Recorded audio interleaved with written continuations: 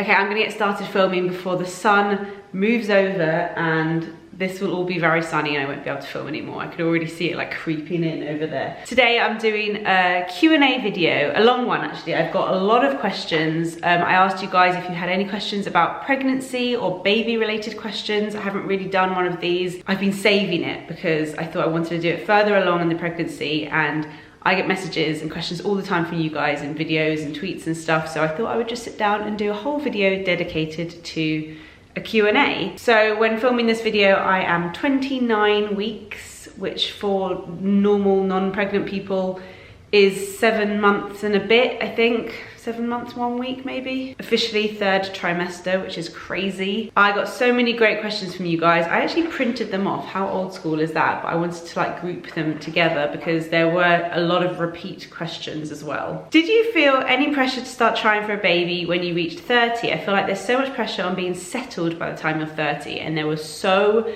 many questions like this. How did you know it was the right time? When did you know you were ready? I had similar questions when talking about kind of getting married and engaged as well. People always want to know, how did you know when you're ready? I guess because maybe in films and stuff, it seems like you have this like sudden moment where you know. In terms of having a baby, I think it's something me and Rich have always wanted to do. So it was never a question. I know children they're not something that everyone wants. So for some people it's more of like a decision. Whereas with Rich and I, we always knew we wanted to have kids, so it was something we were always talking about. So that had already been decided. I guess timing came into it a lot. Our flat, I mean, most flats are okay to have babies in, absolutely okay, but our flat really wasn't. There was no room for a baby in that flat. It was so small, and it was on the first floor, and there wasn't anywhere to keep a buggy downstairs. There were lots of like, I know you can work around complications. Like if I'd got pregnant, obviously it would have been absolutely fine. But we didn't want to have a baby in that flat. So that was kind of a timing thing. And then when we got our house, we had like the year to do it up. So we kind of knew that once we were in the house, we'd want to have a baby. And actually I found during that year when we were renovating, that was when we were trying. And I felt a bit frustrated. I kind of already felt like I'd passed the time where I was ready for a baby. And I was like, come on, like some of my friends have already had babies, and like I was ready. And I think you just know. I think you look at people with babies with admiration and jealousy rather than thinking, oh God, I really don't want one of those. Something kind of just happened. It actually was a bit overnight for me where I thought, actually I'm ready to come off the pill, and that was a big decision. Whereas I think for Rich, it was more like, I don't know, I feel like guys aren't really ready until the baby's born maybe, but he is very excited. There is a lot of pressure in life, I think, to like have your shit sorted by 30, and I just would say, ignore that. Like, for me, I put the pressure on myself a bit because I'm the youngest of 3 kids and my parents had me quite late. So my parents being a bit older has always given me this like panic to like do things sooner. But I try and fight against that. Like a lot of my friends had babies earlier. A lot of my friends got engaged earlier. Everyone has their own little like life pattern to follow. And if you're 30 and you're single, don't freak out. Like you have plenty of time. There is no kind of age limit. Obviously the whole like nature thing annoyingly hasn't caught up, and as women we do have a little bit of a time clock going on, but there are always other ways and you can't do anything about it. Although I do follow a girl on Instagram called Lives Alone who is amazing and so inspirational, and she just decided one day she wanted a baby and she wasn't going to wait for a man to come along, so she's doing it by herself and she is great. The motto is just do what is right for you. Why am I shaking a pen around? I don't know. This is gonna be a long video. That was only one question. What were some preconceived thoughts or ideas you had about pregnancy, and now that you are pregnant, are they very different to what you thought they would be? And someone else asked, what has been the most unexpected thing about being pregnant? Preconceived ideas, I guess one was that everyone was gonna touch my bump, which really hasn't happened. I don't know, maybe it will when I get bigger, but people don't come up and just touch my bump. That isn't a thing. What else? I think in the films, it makes it look like when you're pregnant, you're just constantly big and heavy and pregnant, and it's not really like that. Like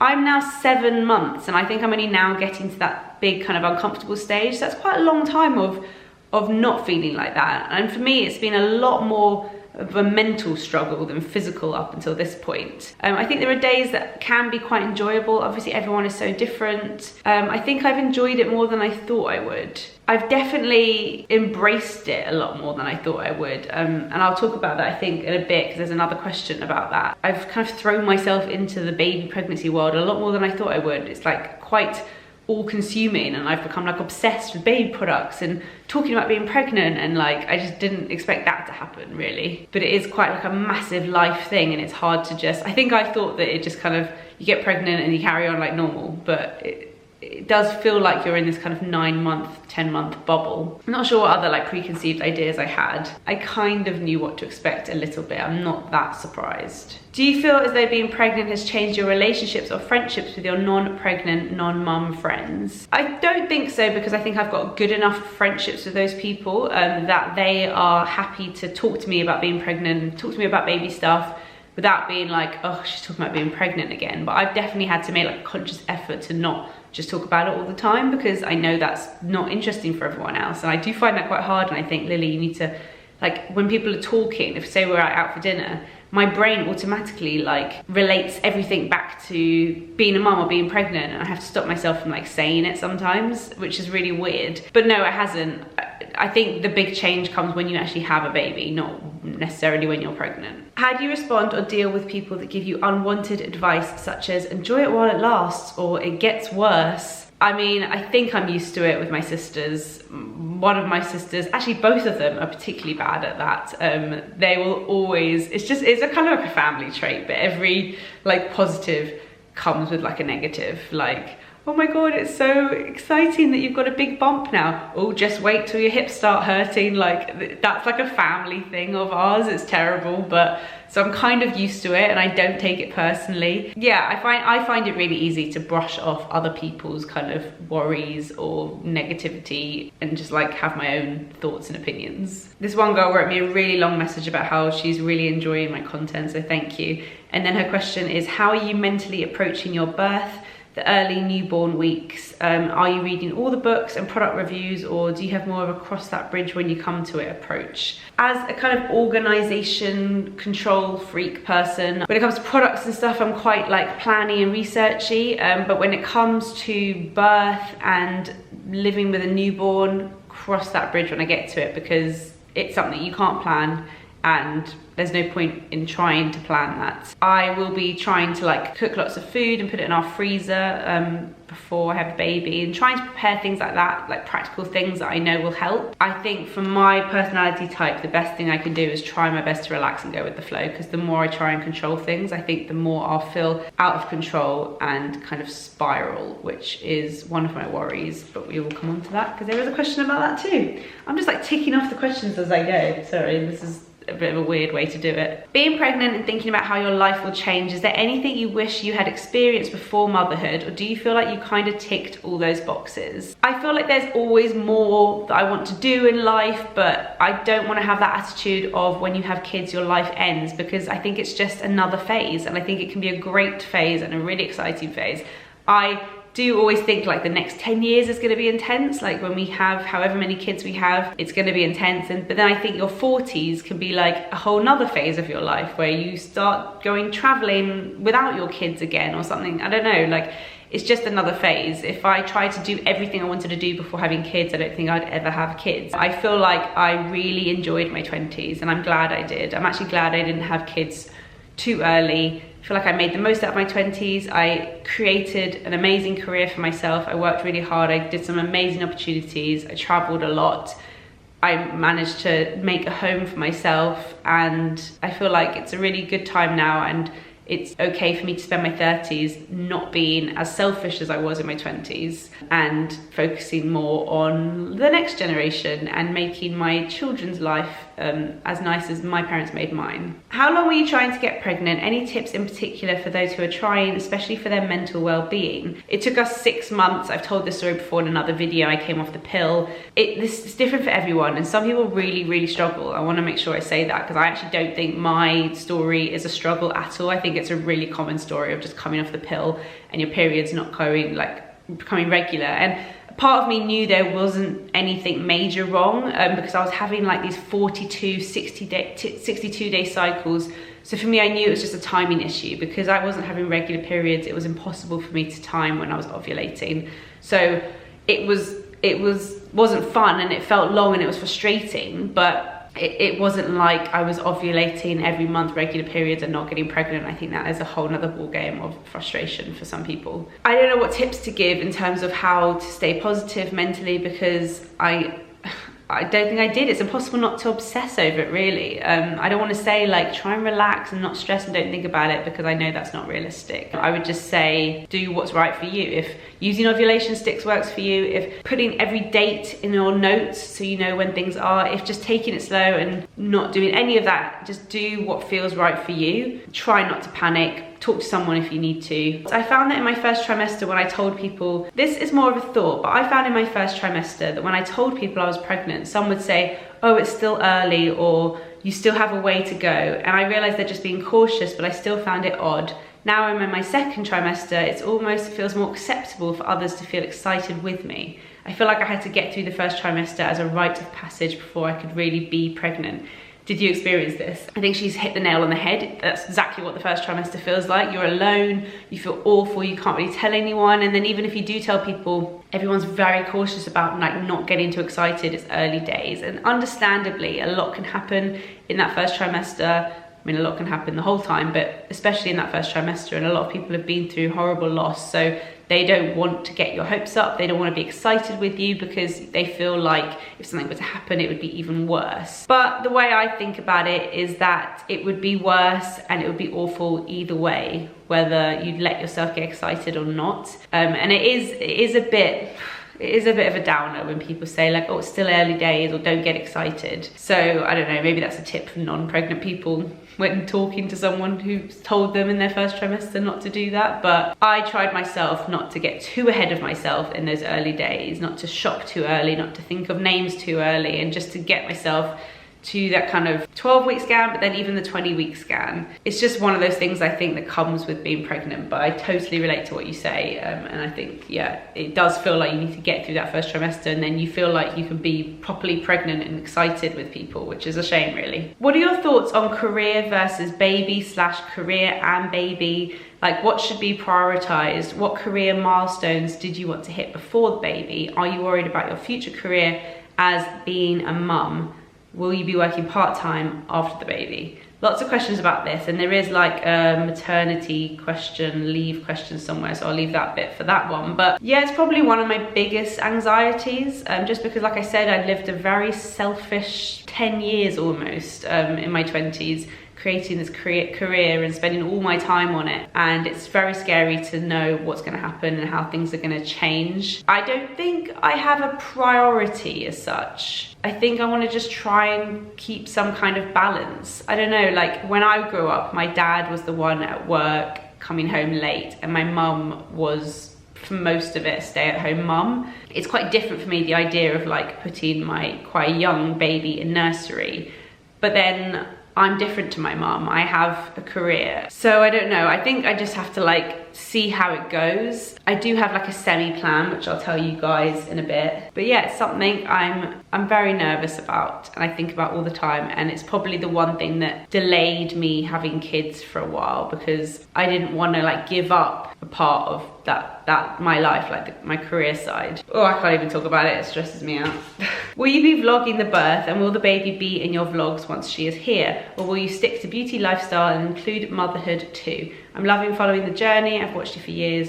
It's lovely seeing you evolve into a homeowner, a wife, and now a mother. That's a very nice message. Again, something I've always thought about. Me and Anna have spoken about it for years, and I've never known what to do. I've actually surprised myself since getting pregnant. I thought, oh, my content won't change that much. I'll just have a bit of pregnancy stuff in there. And I mean, hats off to people who do what I do and get pregnant and nothing changes, because I found that really hard. And I think maybe it's because my content is more lifestyle based. It's always been around what I'm doing and what I'm enjoying at the time. So I find it hard to like force myself to make a beauty video if I'm not into beauty at the time, or do style videos when like clearly my style has changed and I'm struggling with my style. So as you guys have noticed, my content has changed since being pregnant. I've been doing a lot of baby pregnancy stuff and I've really been enjoying it, and I'm very lucky that with you guys you seem to be enjoying it as well and kind of coming along the journey with me. But it has made me think, oh actually maybe it's harder than I thought to not change content. I don't know what else to make videos about because it's just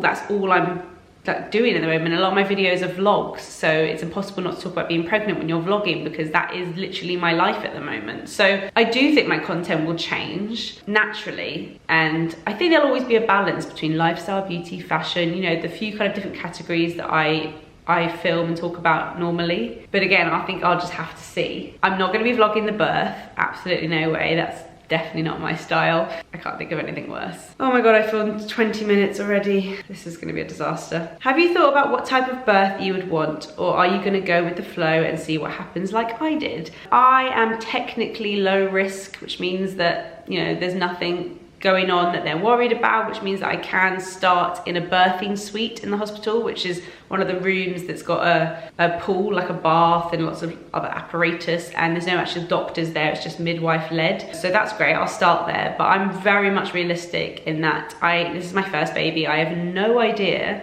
what the baby has planned for this birth, but also what I can tolerate. Like, I have no idea about my pain threshold other than that I've had tattoos.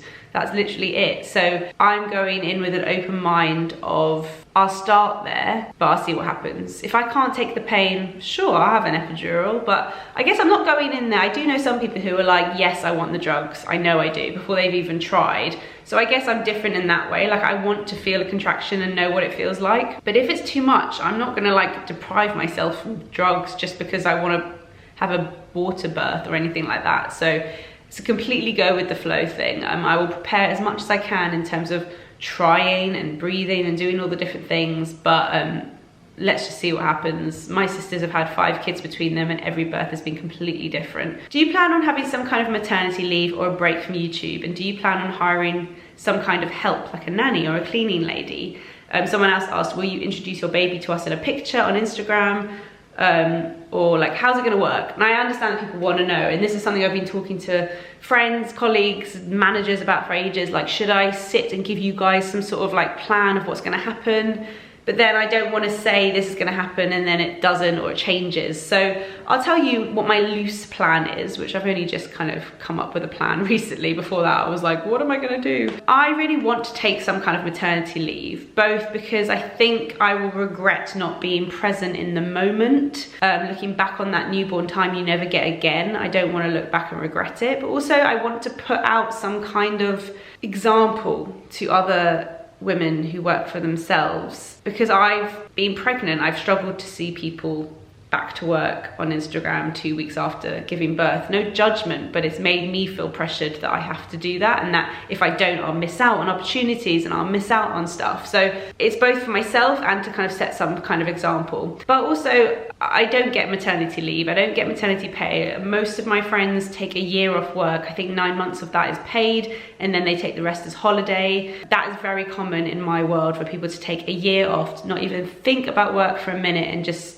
solely dedicate that to raising their baby for a year, which is so nice. There's pros and cons to both, of course, and I'm so lucky that I can work if I want to. So I need to keep the balance, basically, between not completely disappearing from the internet and then finding it impossible to come back, but also being present and not like doing jobs and going to events that I don't need to be going to, and enjoying that time with my new baby. And also there's the whole element of like having to earn money, you know, if I don't get maternity pay or whatever. You guys obviously don't know about mine and Rich's financial situation and how it works with us. It's not something I'm going to go into, but it's important within any family. So I think my plan is to kind of take the summer off. Summer is a quiet time in my industry anyway.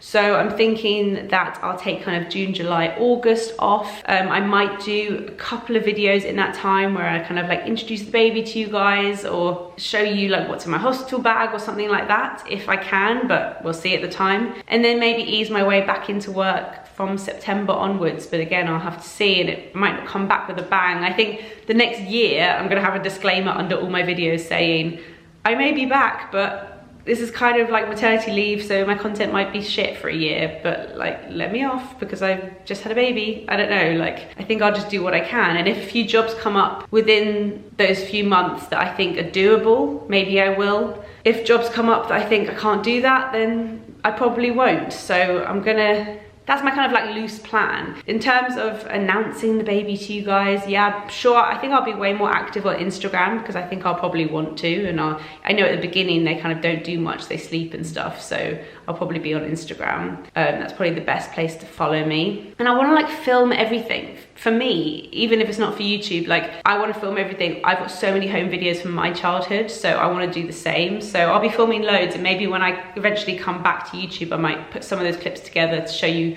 what we got up to in those first few months. We've got like a holiday planned in August already. I think I'm gonna find it really hard to take such a massive step back from my channel because I've been so consistent. 1 video a week, 2 videos a week. I used to do 3 videos a week for so long. Taking a step back from that is gonna be really weird. I'm gonna hate seeing numbers drop. I'm gonna hate like seeing other people grow around me and me not. Like, I know that sounds, it's not a number, it's not a race, it's not a game, but I'm just being totally honest. I think I will struggle with that. But it's just a little chapter, a new chapter in my life, and I think I'll have something that's so much greater to enjoy. How did you choose your baby girl's name?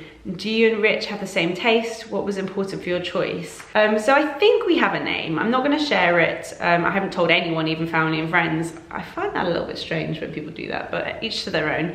I'm not sharing the name until she's born because she might not even, it might not suit her. So we have a couple of options, but we didn't really start thinking about names until quite late on in the pregnancy.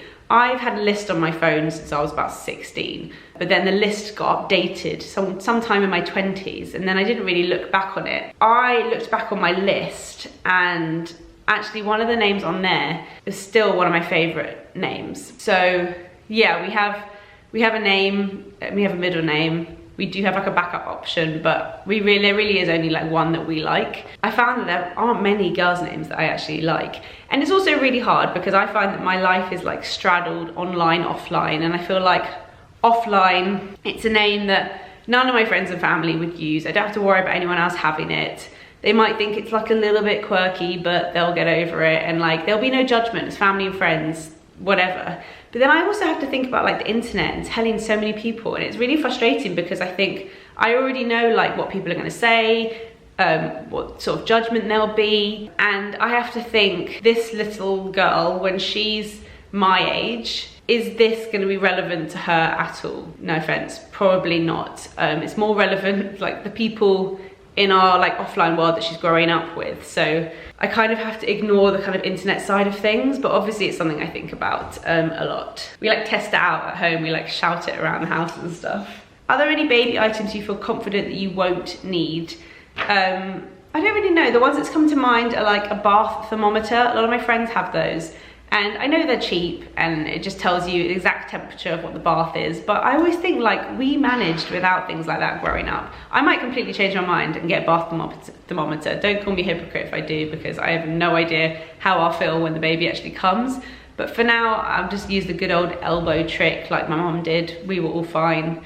I don't know, it's just one of those things. There's also like wet wipe warmers. I didn't even know those existed until you guys told me. That seems like a bit of a waste of time as well. There's lots of gadgets. I'm sure we'll buy stuff that we end up not using, and I'm sure we won't buy stuff that we'll end up wanting to buy. I'd be interested on a review about your BB Hug Me pregnancy pillow. I'm pregnant too, thinking about buying it. Okay, this is not sponsored, but they did send this to me. This is the BB Hug Me pregnancy pillow. Now, if I'm honest, I wouldn't have bought this, I don't think. I think I would have bought one of those little V-shaped ones, but this is why sometimes when brands reach out to me and ask to gift me things, and I say yes, even if I wasn't planning on buying it, it's a good thing because I wouldn't have bought this, but now I've got it.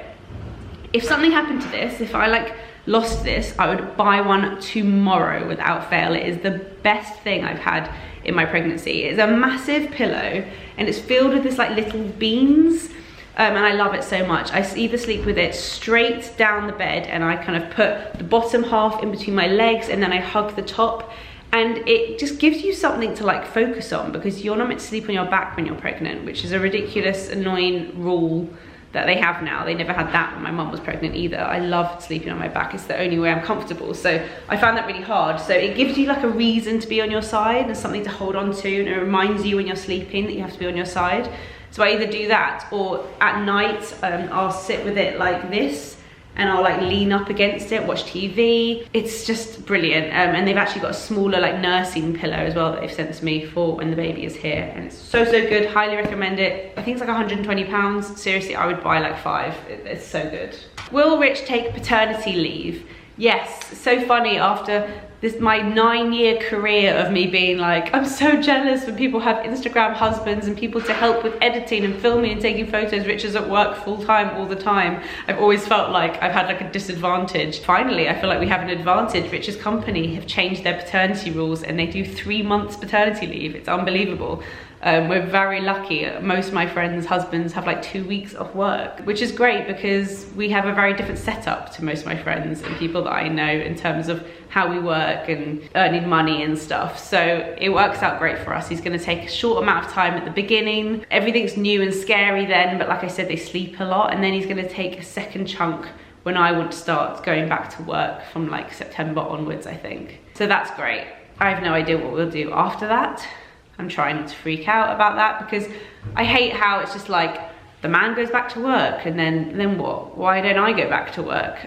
So we'll have to figure that one out when it comes to it. Have you tried hypnobirthing yet? So hypnobirthing, I mean, you guys do the Googling if you want to look into it, but it's like, I don't really know, I haven't started yet. Don't know how they describe hypnobirthing, but we are going to be doing hypnobirthing. I have been offered by Siobhan from the Positive Birthing Company a day session with her. I've also been offered to go on a hypnobirthing retreat in the Isle of Wight. I will link both of those down below and I'll talk about them properly in a vlog or Instagram when it happens. If I'm honest, I think if we were paying, I probably would have like downloaded Siobhan's digital press pack because it's really affordable and it's meant to be really good. And I would have done a lot of research online, and I would have done it like my sisters did it. They downloaded all the audio tracks and they kind of did it themselves.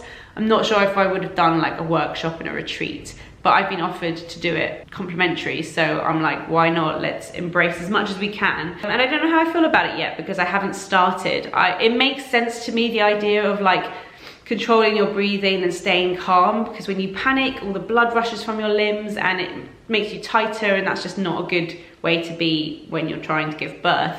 And for me, I'm a panicker. When I fly, when I travel, for me it's a lot about like nice smells and breathing slowly to try and calm myself. So I think it will work well for me, but obviously you can't predict, like, no matter what birth you have, I think it's helpful. Even if you end up having a C-section, it's helpful to know how to relax yourself and breathe through it. So yeah, we're gonna give it a go. I'm trying to be open-minded. I did warn Siobhan. I said to her, I'm like a real negative pessimist.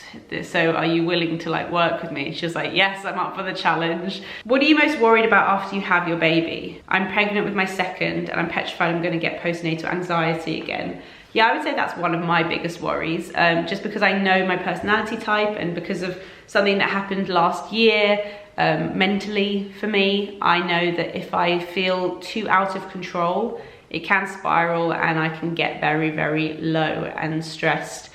And I am worried about that for different reasons, not just because I don't want to feel that way, but also I don't want it to ruin my experience of having a newborn. Everyone says the time flies so quickly and to appreciate that time, and I don't want to look back on that time with dread, and I don't want to think, oh, I really wish I'd been happier during that time. So that's my main worry, just like I hate feeling regret. So I don't want to feel sad and I don't want to feel FOMO work-wise, and there's a lot, for me it's all mental. My main worries are like mental things, not so much physical things, but it's not something I can control. I have to just see what happens. I'm very lucky I've got lots of people around me, hopefully, so after that 2-week period when the visitors stopped visiting, hopefully my family will still come and check if I'm okay. I love following your pregnancy journey. Will you be filming a what's in my hospital bag video?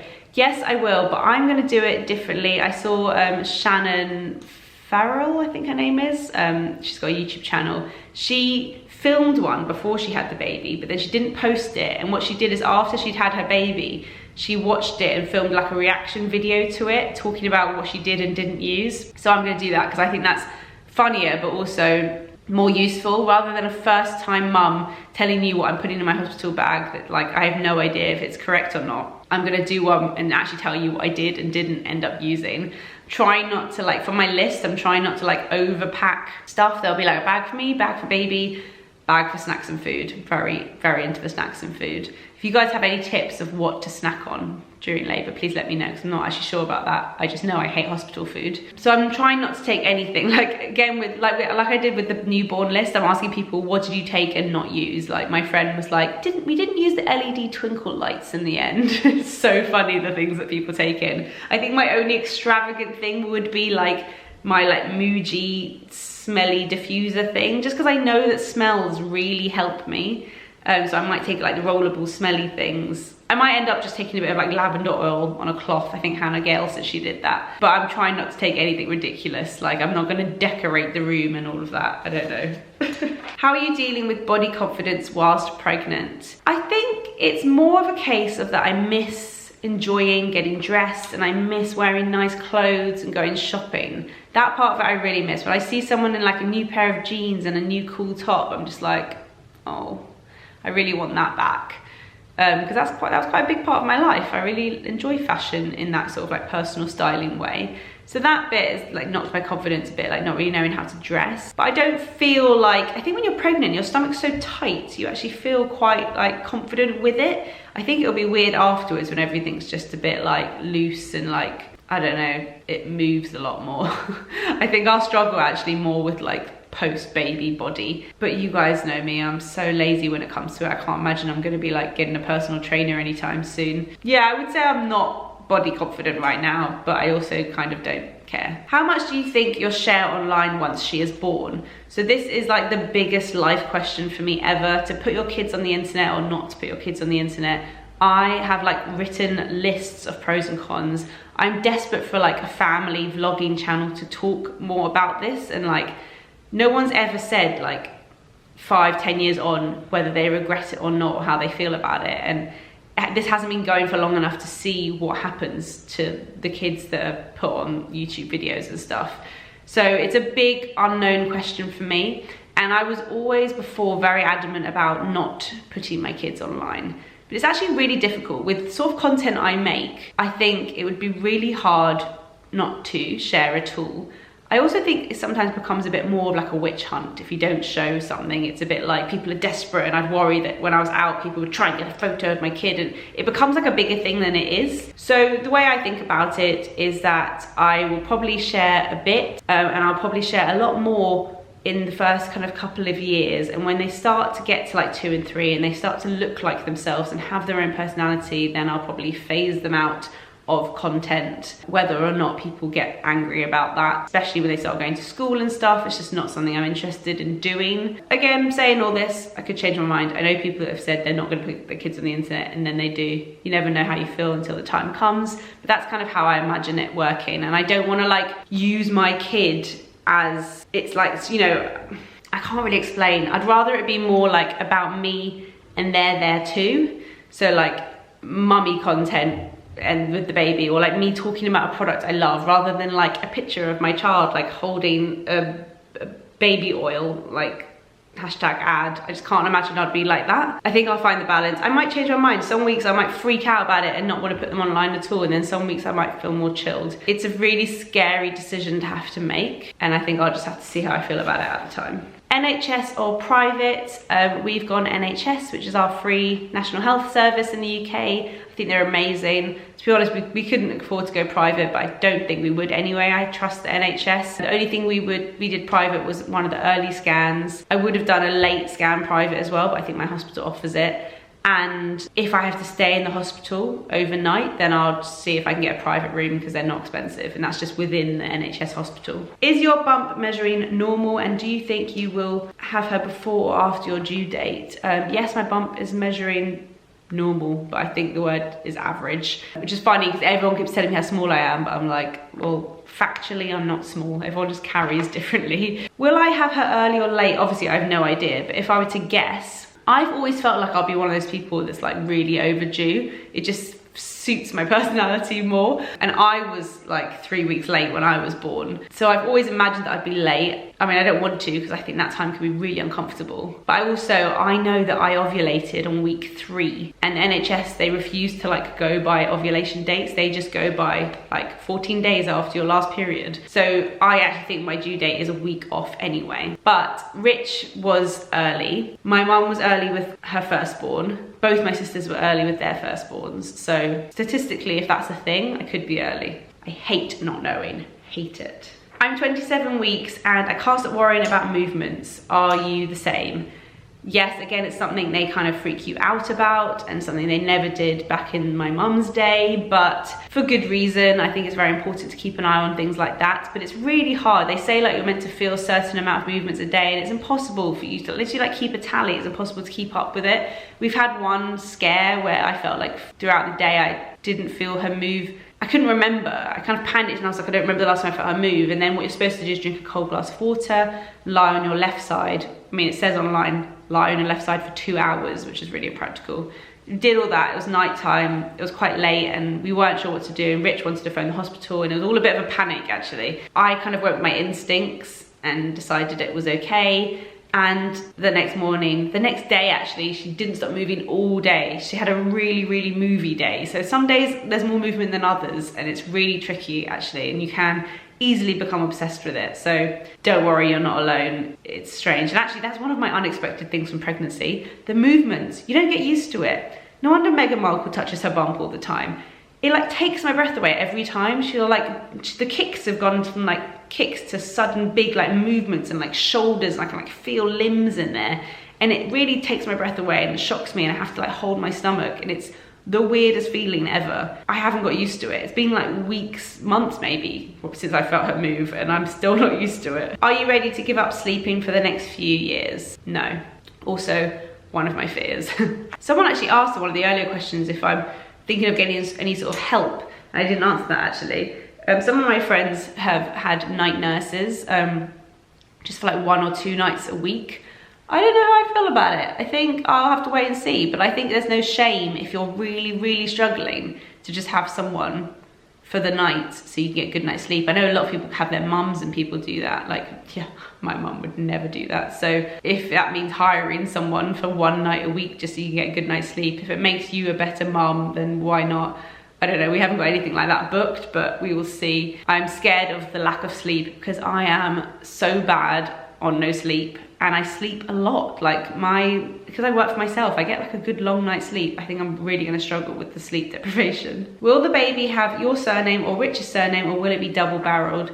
Rich and I have the same surname. I took his surname when I got married. There is a whole conversation to be had about that. Don't worry, I didn't just do it. There was like a big conversation about feminism, but in the end, that was the best solution for us. I just don't talk much about surnames because I think it's nice to have a bit of privacy, so let's not make a big deal about it. It's just a name. Why do you call her Fridge? Sorry, I might have missed this from previous stories or videos.